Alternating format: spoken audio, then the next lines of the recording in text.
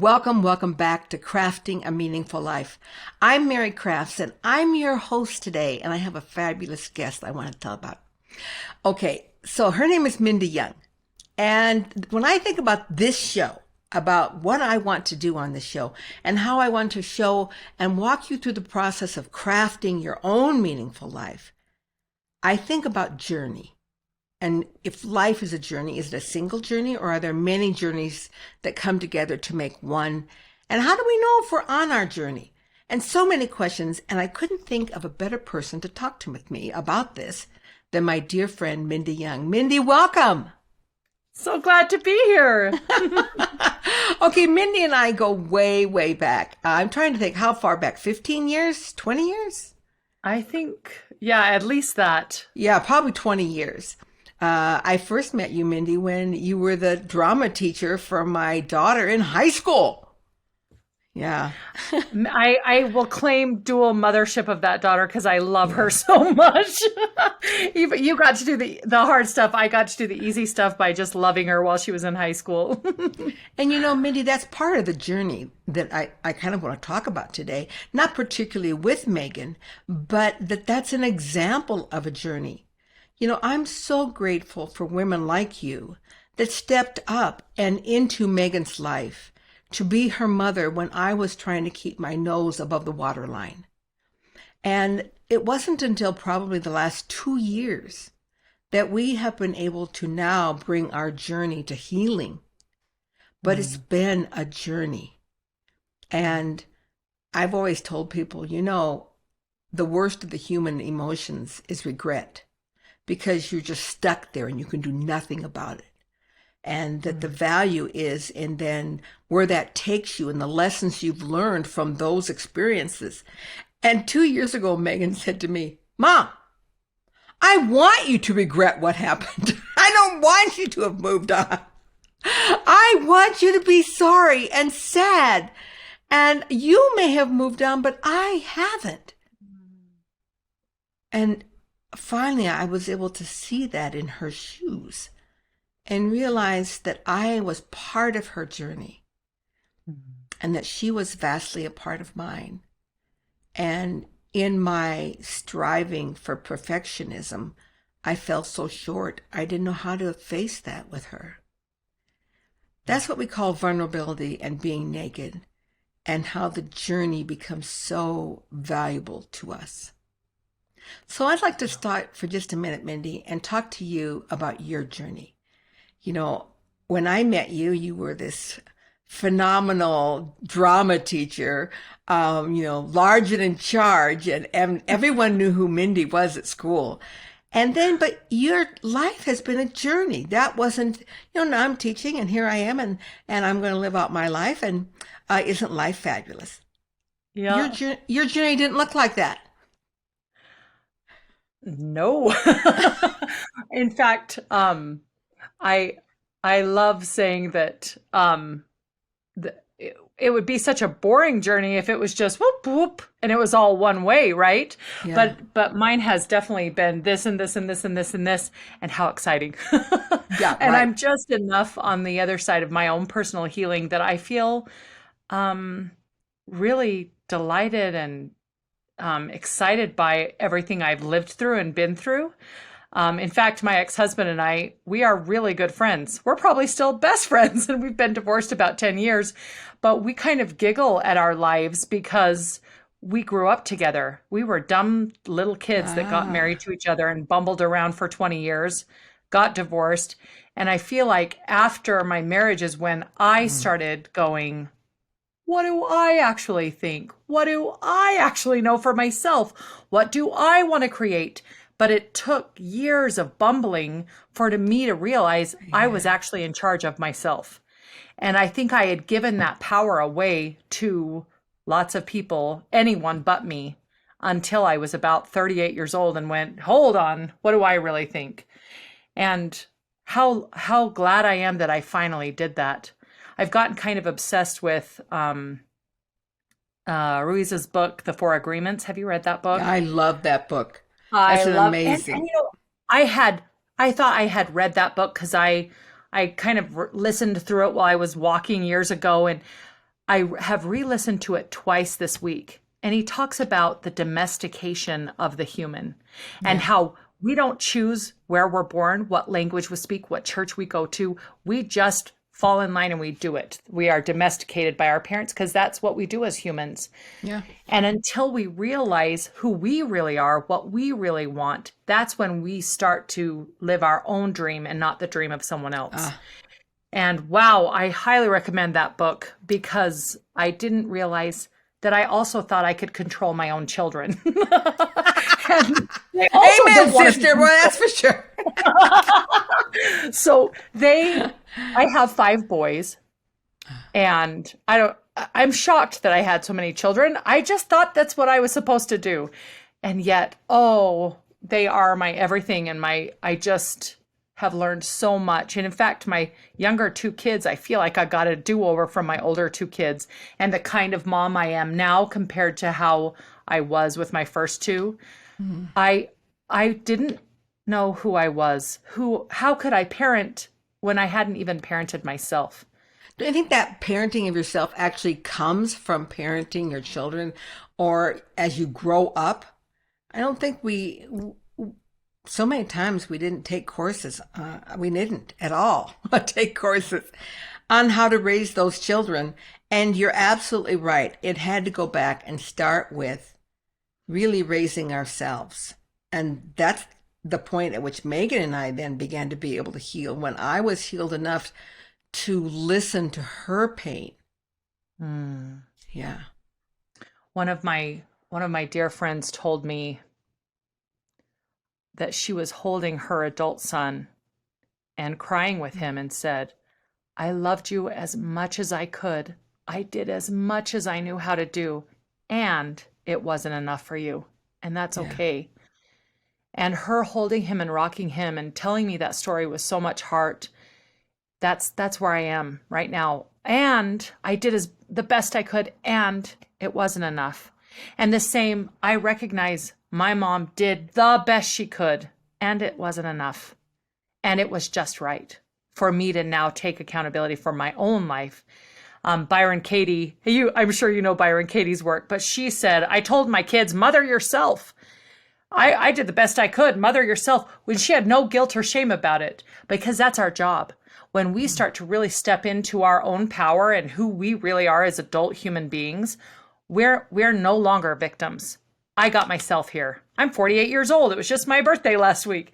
And as an adult human, I no longer get to say, well, I grew up like this. Well, my family ate like this. Well, we all do this. No, we all don't. I do this out of choice because I'm an adult. And that's when the power comes. And it cracks me up that I'm as old as I am and I'm still finally getting that. And I hope that my boys will get that much younger than I got it. That is always the hope, right? That our children will learn from our mistakes. And that gift is a gift that comes from journey, from being able to move from point A to point B. When you say, I'm sorry that I had to wait to 48, honey, you know I'm 69, right? Yeah, but you look 48. and so one of the greatest things, of course, my transformation and my healing began at age 50. And then at 56, there was another big chunk of it. And then at 60, there was another big chunk. And at 65 was one of my biggest chunks that came then because I retired. And my identity of who I thought I was gone. And what you talked about finding yourself was, for me, like, I felt like my lung capacity had increased 100-fold. I was like, people say, well, what's happening with you, Mary? I said, I'm for the first time in my life breathing my own air.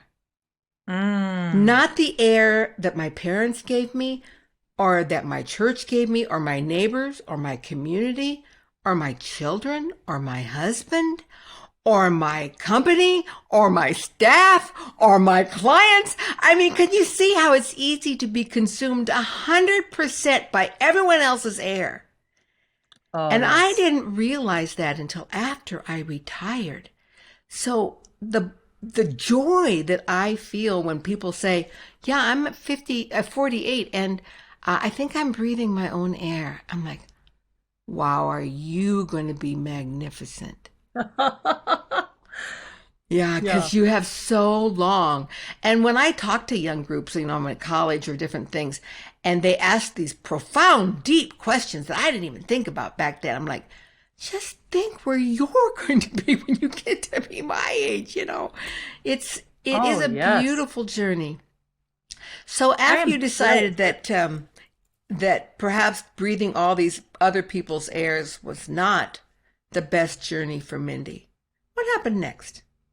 Well, I think that came in pieces for me. Uh, Um, when I when um I I graduated with my undergrad 8 months pregnant and ah. had the opportunity. Now, this tells you how old I am too. It was the first pilot program the U of U had done in theater that was part on the internet and part in Oh, person. yes. And I had the opportunity to jump into that graduate program. And that is one place where I knew that I knew that I knew I was going to do that graduate work. And it wasn't comfortable for us financially. It wasn't Mm. comfortable for my husband for me to do that. Um, and I just knew I had to do it. That's one place where I did like what I knew I had to do.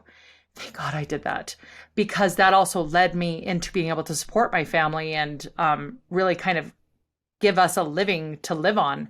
Um, then I,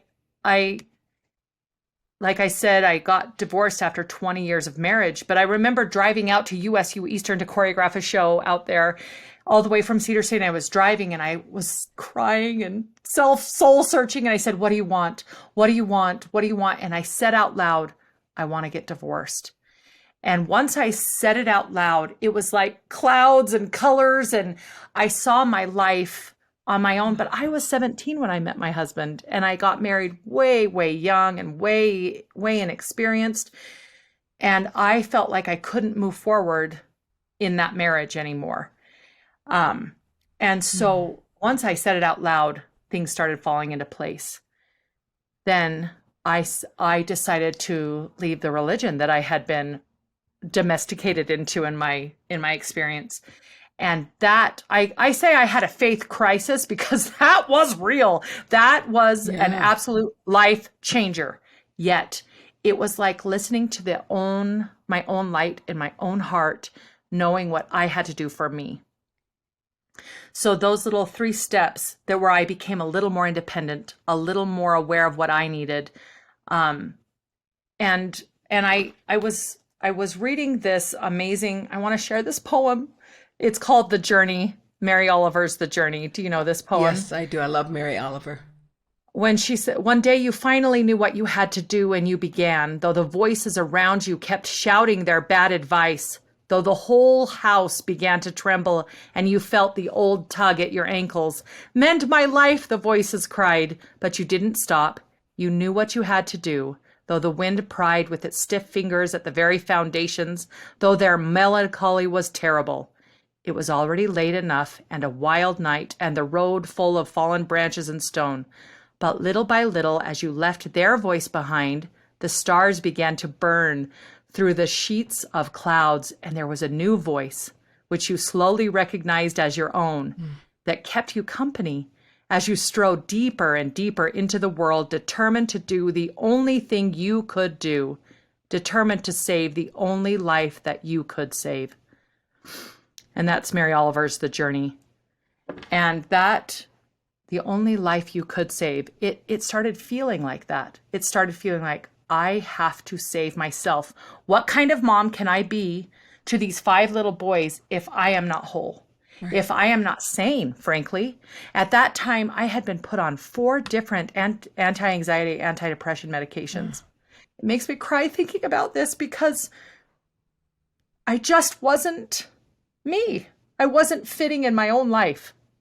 So I had to make some serious drastic changes to fit into my own life.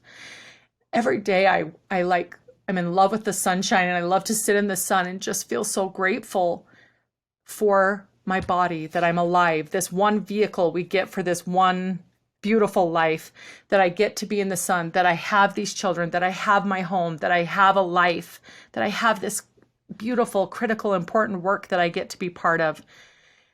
But I had to go through that really hard stuff in the journey to get to this side. And I Yeah. hope that it just keeps getting better and I keep learning more and I keep healing more from here, which I think I will.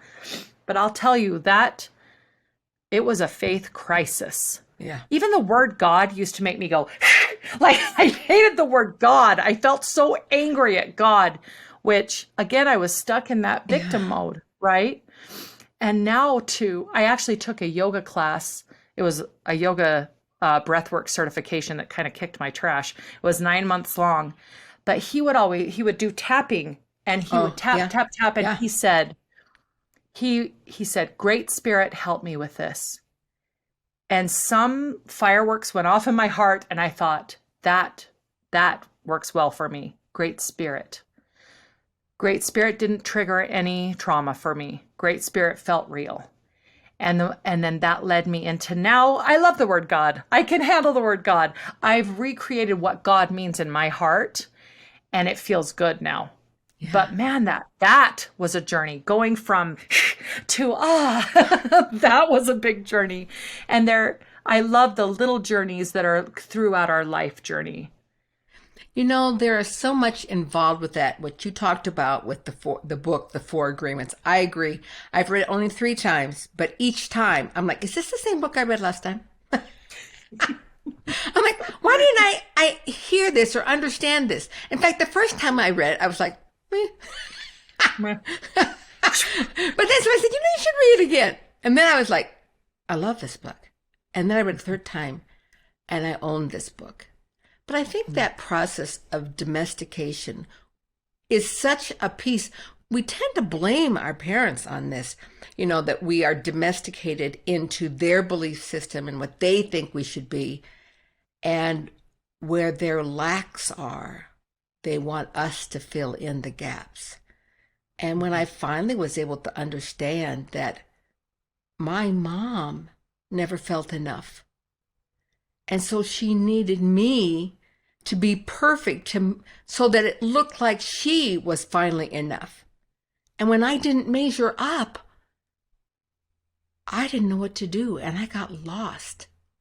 Mm-hmm. And when we think about being domesticated into our parents' religion and their thought process about God, it can be very constricting. Mm-hmm. And I've often pondered this, Mindy. It's because of it's fear. I believe the reason we don't do this. But what about early on if we just said to our children, I want you to find your own way. It doesn't have to be my way. I want you to find your own way. I want you to discover this and this. But the reason we don't is I think we're afraid they won't choose our way. So we have to use control to control what they're thinking and what they're doing. And that freedom that you and I now have experienced is the freedom that I'm offering my children now that are grown, and offering my grandchildren now as they are growing. There has to be some way to short circuit that process, Mindy, so that as parents, we become more aware of that freedom rather than domestication. I'm not quite sure how that happens. Yeah. I've done a lot of healing with sacred plant medicine, and I talk pretty openly and freely about that because it was such a life changer for me that I want everyone to have that experience. And in an ayahuasca ceremony in December, it's hard to explain if you haven't had this experience, which I hope everyone listening will. But I was shown a literal sign, pay attention to this boy. And it showed me the many, It's okay. the many ways that I had unconsciously not paid attention to my youngest son. Because he's number 5 of 5, and I got a lot going on. But I was shown the reality of how I was showing up as a mom. And unconsciously, dismissing him and not seeing him and not spending time with him and not, I was always making sure he was fed, he was places on time, he had his stuff, he played whatever sports, but just those little ways that I didn't see him, that I didn't really listen with both ears, and then shown how that had happened with my other kids and how I had the chance right now to start doing that differently. And it has been awesome. And he and I, it's these last few months have gotten so close because I've been more aware. Not perfect, I'm certain of that, but more aware than I ever was before. And I had several experiences in that journey as well, that when I think I'm being helpful and giving constructive criticism, that constructive criticism isn't real. That's an oxymoron. It's what we make up in our head so we can tell you what we think. Right. And every time I go to say something to them, that they already know it. They already know, and they already feel crappy about it. So what I need to do is show up with an extra dose of love and an extra dose of validation and support, because that's really all they need from me at this point. My youngest is 13.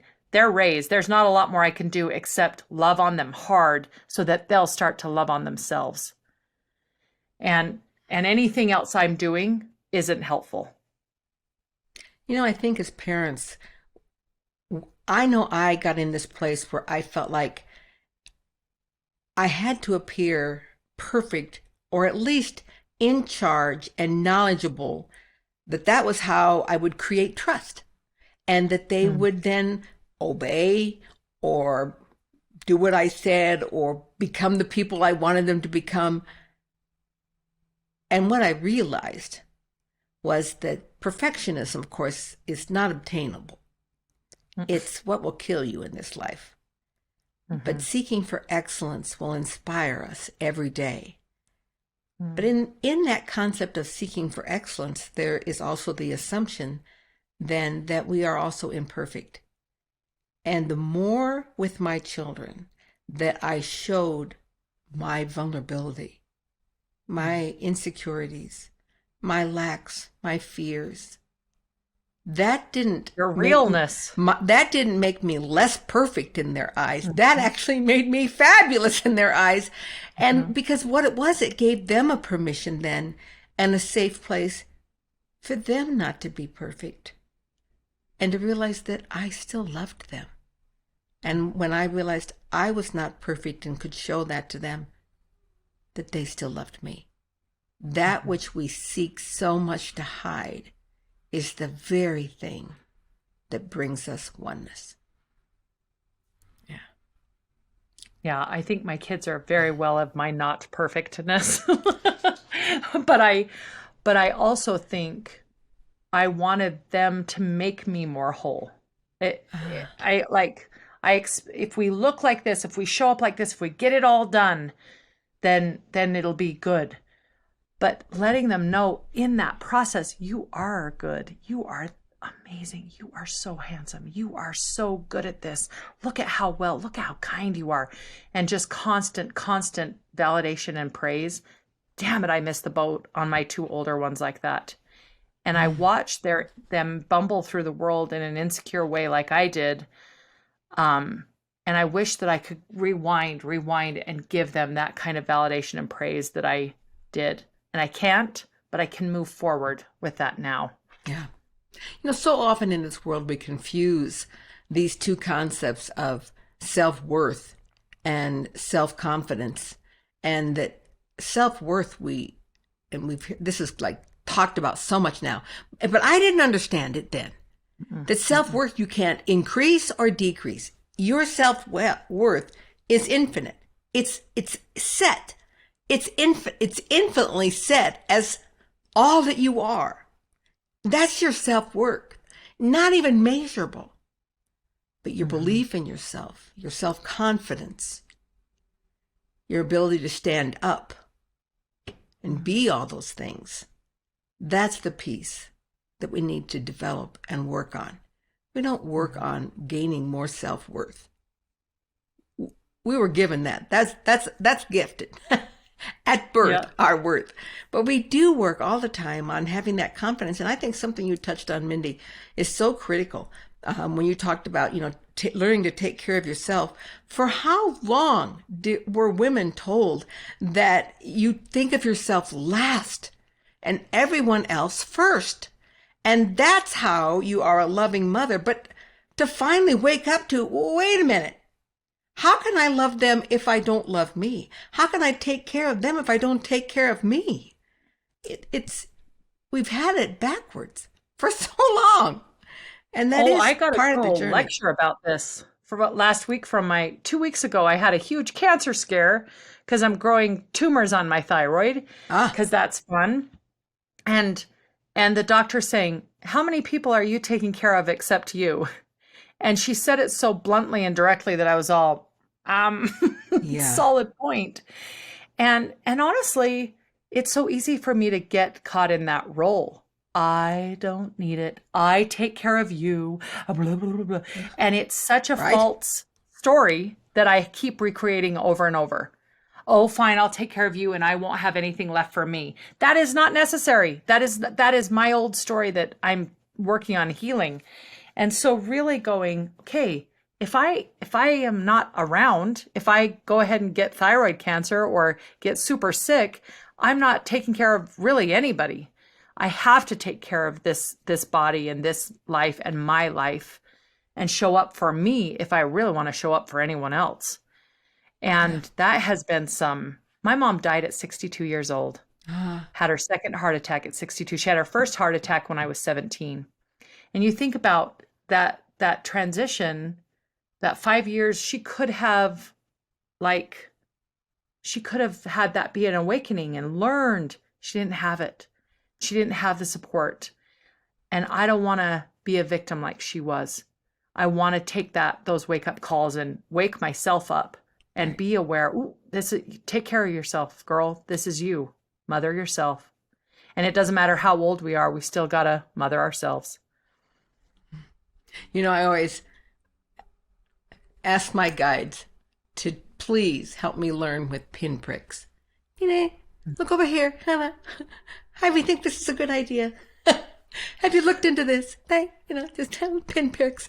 But if you Yes. don't listen, pretty soon you get a 2x4 on the side of the head. And I don't like 2x4s. I've had enough of those in my life. And then if we still don't listen, it's a freight train. And you may or may not survive the freight train. I don't want to learn by any more freight trains. No, And and I it's not don't want to learn by necessary. a 2x4. That's what I ask myself every day. What can I learn today with just pinpricks? Mhm. One of the things you talked about I thought was brilliant. When you said, you probably didn't realize how powerful it was for me. But this is what you said. You said you were driving on your way from Cedar City to go to Snow College? Where? USU Eastern. It's the Okay. old in Price. Yeah, Yeah. yeah, okay. And you said, I kept asking myself, what do I want? I think that process is one of the most valuable processes that we can encounter as a human being. To go through that process of asking, simply asking, what do you want? And saying it out loud. What do you want? What do you want? And I've done that before and I've got to that point of just pleading. What do I want? And just like in learning in healing or learning to overcome fears. So what are you afraid of? Well, I'm afraid that I might not be able to be with my children. And what would happen if you weren't able to be with your children? Well, then they might not be able to make it. Really? Is that what you're afraid of? They wouldn't be able to make it?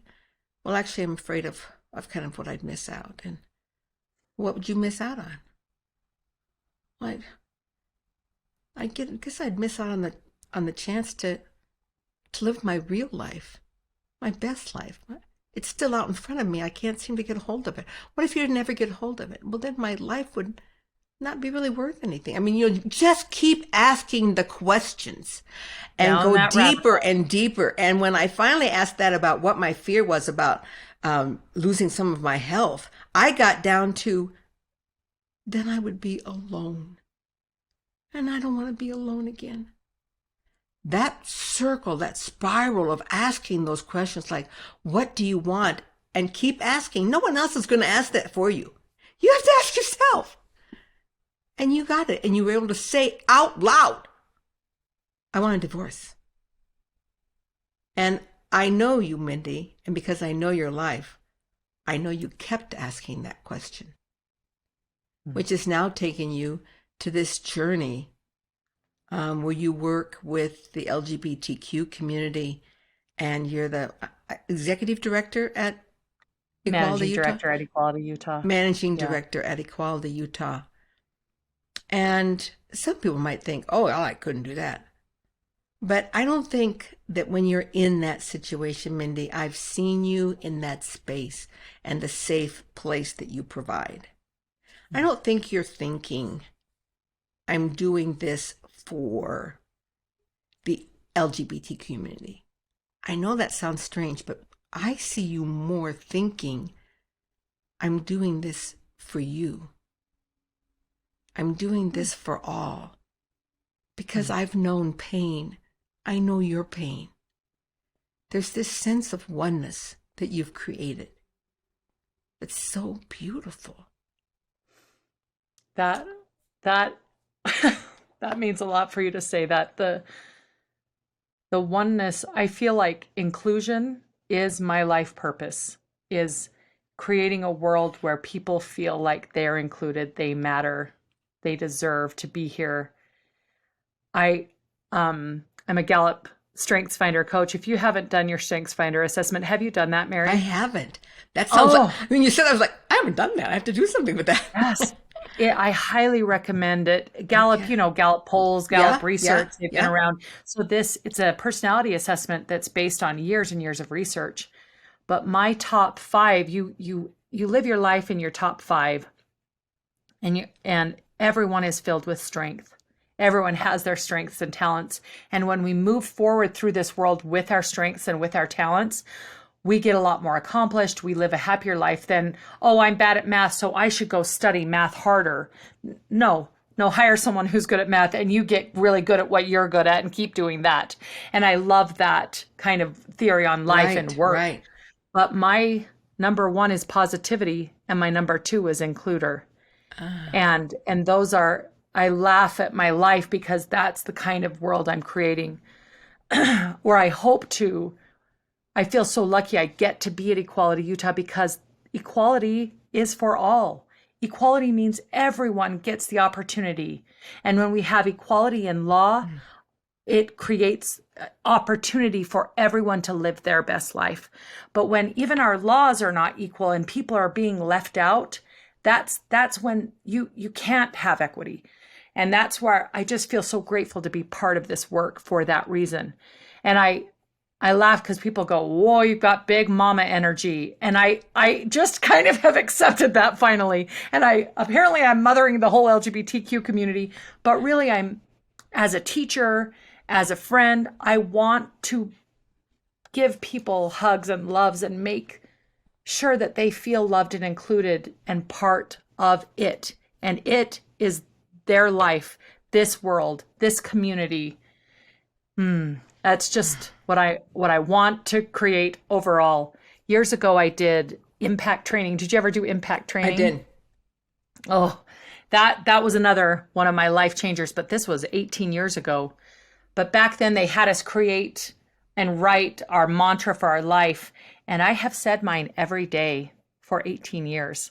And it's a little corny, but it means a lot to me. I am a beautiful, loving, healing, accountable woman of light. My purpose is to nurture and create joy through being a beautiful, loving, healing, accountable woman of light, inspiring a world of acceptance, abundance, and Christ consciousness. And I look at my life now after saying that for 18 years, I am working to create a world of acceptance, abundance, and Christ consciousness. And it's thrilling. I love this work very much. Mindy, I haven't taken this strength thing yet, Gallup strength thing, but I want to because challenge. I challenge you. I will. And my bet is that your top 2 are my top 2. And I didn't plan on sharing this on the podcast because I'd shared it before, but I thought I knew what my life was about in this phase. I knew what it was like about before. And then when I retired, I felt like, okay, my life is about helping people to recognize their fears that have held them bound and how to release them to find their authentic self. In fact, my book's coming out in just a couple weeks about that very thing. But in January this last year, I had a vision, and a woman came to me and she asked me, Mary, what is the dream of humankind? And I wanted to say, I don't know, let me get back to you on that. But that was my first thing. But my second thing was I just knew. And I said back to her, the dream of humankind is oneness. Mm. And she said, that is correct. And that is your mission. And since that time, Mindy, the things that have opened up to me, like right after that, when the war broke out in Ukraine, I knew I had to go because I was one with them. And when I got back here and began to understand the forgotten women of Afghanistan, I knew I had to work with them because I'm one with them. They are me, I am them. Mm. And every nonprofit that comes across my plate, I feel like they all found me now. And I'm like, I am one with them. I'm going to help somehow. How can I help? Because I may not have ever been through necessarily the ups and downs and the trauma of being LGBTQ. But I know what it's like to be left out. I know what it's like to feel rejected. I know what it's like to be judged. I know what it's like to be laughed at. Mm-hmm. And we can embrace and hold each other on those. Mm-hmm. You are such a joy to have, Mindy. I want, as we close today, I want you to share with those who are listening to this podcast, how do they know if they're on their journey? And if someone has no idea, if they've been just stumbling through life as you and I had, how do they know if they're there? Well, I think that stumbling, those steps of stumbling led me to where I am now. And I have to learn to love that stumbler, that woman that got me here, that girl who got me here. Because I think it's like, I even see people who've lost a lot of weight and they look back and they're all, ugh. But that was you. That was you who got you here. Look at you. Good job, you. And I think that learning to love all those slices of us, all those parts of us, that's the magic. And as we start to love that, then we have love to give other people. If we're having all this self-loathing, that's what we're going to give out. Is not enough, not perfect enough, not good enough. I don't want to give that out anymore. Yeah. I want to be careful with the word and the things I say and the things I do, that I'm going to, like he said in his book, and Ruiz said, I want to be a white witch that casts good spells that with my word, not a black witch that casts bad spells and hurts people with my word, that I hold that sacred, and that the things I say build people up, build myself up, my body up, myself and other people. And then when we get to that point where we start asking, what do I actually want? What do I want? And it's okay if it seems shallow, if it's not what you were told you should want, if it seems small or little or kind of silly. No, it's what you want. That you're allowed to want what you want. Yeah, true. You're allowed to be the hero in your own journey. Yeah. And that as you start to discover who that is, I'm the hero in my own journey, and start to realize, whoa, that stuff that makes me, that's my superpower. That uniqueness that only I have, that's my superpower. Exactly. You know, as you know, I've walked through a weight loss journey, starting at age 50. And it took me kind of 6 years to get to where I felt like I had accomplished the bulk of that journey. But before the journey was successful for me, I had to start loving myself. Before I could begin to take the first steps, and before I could look up and claim it, I had to put one foot out there. You matter. You're worth it. Love yourself. And those journeys, those processes now are so invaluable to me that you don't, that's why there's so much this yo-yo stuff up and down, because people are great at disciplining ourselves to follow a regime for a certain period of time. And then after you're like, oh, right back. And then but if you start here, people say to me all the time, oh my gosh, Mary, you lost half of yourself. That must have been the most difficult thing you ever did. And the truth of it is, it wasn't. Once I started loving myself and letting go of the fears that had bound me up, it just came off.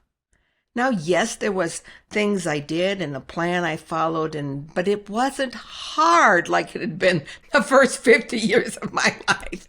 It just was. We're all in such a process. To the point, truly and honestly, this might be it. This might be my body forever, and that's okay with me. And that's okay. Because this girl has been through it with me. Yeah. And I really feel like I have to love her just as she is if she never changes. She's going to just keep getting older. So as long as I'm taking care of her, I don't mind if she stays this good old size.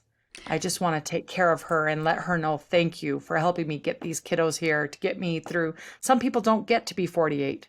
Some people don't get to be 58, 68. How lucky am I? And it just really feels some gratitude and acceptance. So I want to end this by letting you know how grateful I am for you, for being a shining light out there about what journey looks like. Success, setbacks, failure, rocket explosion, embracing. It's all part of the journey. And that's what makes it juicy. And that's what is the joy that you have to offer so many people. And thank you for being out there and for being a light. And if you'd like to follow Mindy on her, her Instagram, I think is private, but if you maybe reached out to her and said on the message, my LinkedIn, on your LinkedIn is another great way to connect with her. And just said, I heard your podcast, Mindy, and thank you. Who knows? She might friend you. And LinkedIn is also one of those great things. I've not been involved in LinkedIn very much, but I'm enjoying it more and more and more because I don't just see it as a business platform. I see it as a real life platform that doesn't show in every single time I scroll some crazy person thinking I want to see her dancing.